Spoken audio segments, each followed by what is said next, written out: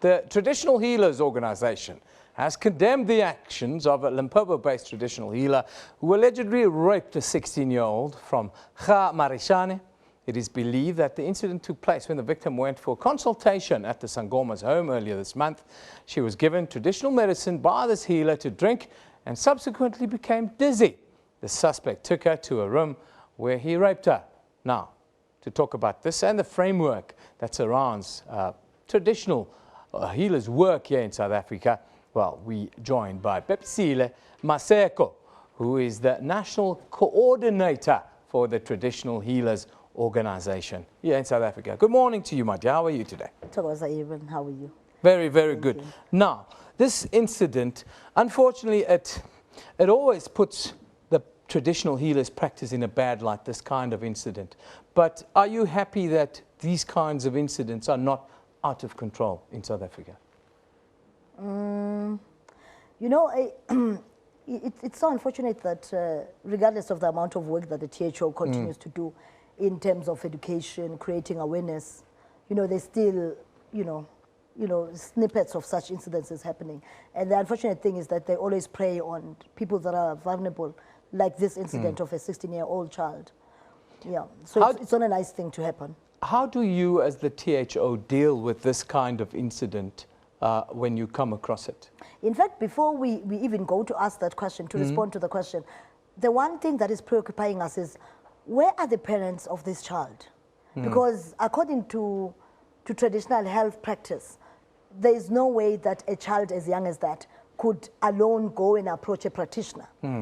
So, I mean, we're not hearing parents featuring in anywhere there. Yeah. So we do not understand exactly what's happening. But then in most cases, what has to happen is that we need to make sure that children like that, who are minors, should be accompanied by elderly people who are either guardians or parents to the child.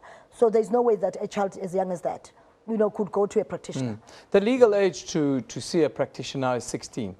No, not in our case. If you have to go unaccompanied, it would have to at least around 24, 25 years.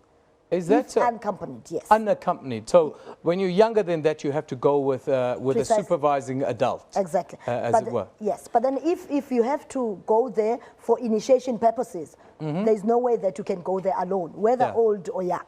So you say that the parents of the young people especially have a massive responsibility in making sure that nothing untoward happens to the child. No, there should be nothing that happens untoward. And that's why we always say to listeners, we always say to viewers of this program and other programs, to say if they happen to need any sort of expertise, traditional health expertise, they always have to approach the THO.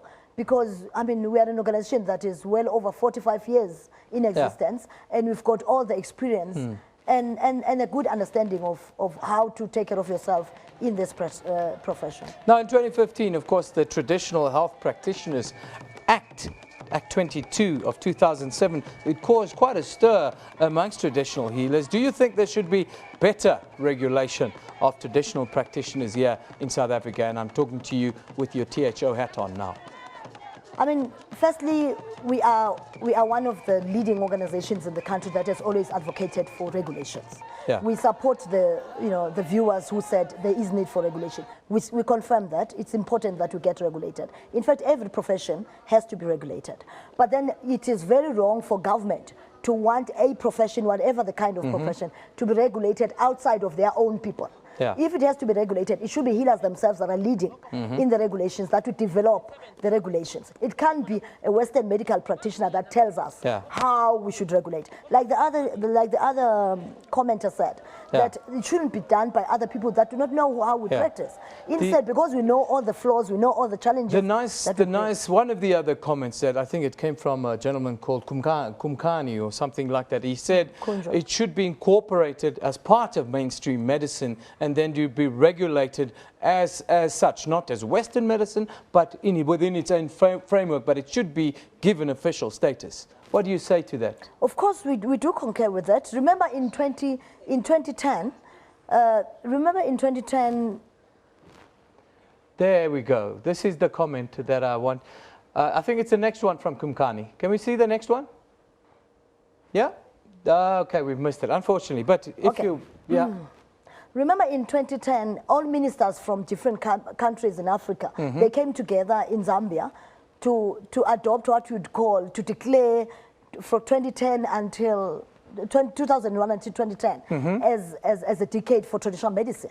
In all of those things, one of the things that they resolved on was that traditional medicine should be mainstreamed, like any other healthcare system, like other sister sciences, you know. And they said also it was important that healers from different countries should be regulated.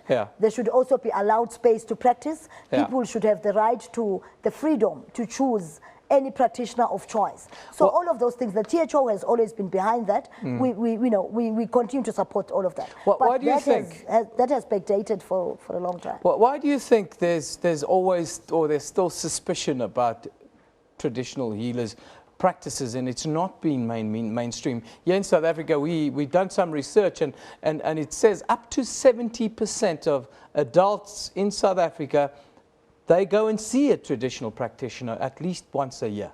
Yeah, 72%. So it should be mainstream, shouldn't it?